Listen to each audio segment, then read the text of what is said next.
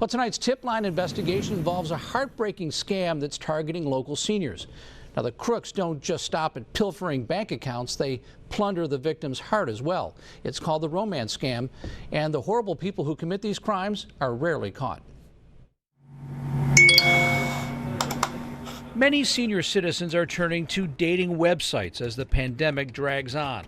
They're lonely and looking for companionship, even if it's through a keyboard, and that makes them a perfect target. Those fraudsters, those thieves, those scammers are upping their game and finding new ways to steal. Santa Barbara County District Attorney Joyce Dudley is on a mission to stop them.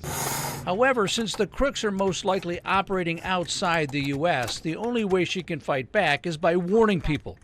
And she says the victims are people we know. We're talking about good, educated people who are overwhelmed by loneliness and they just get caught up in it. Here's how the scam works. The victim meets someone on a dating website, and the scammer slowly and methodically reels them in using empathy, sympathy, and friendship. Dudley says it's just like fishing. Their victim is completely hooked at this point and giving them things like their social security number, their personal address, access to their bank account, sending them a check, wiring them money, going to Venmo.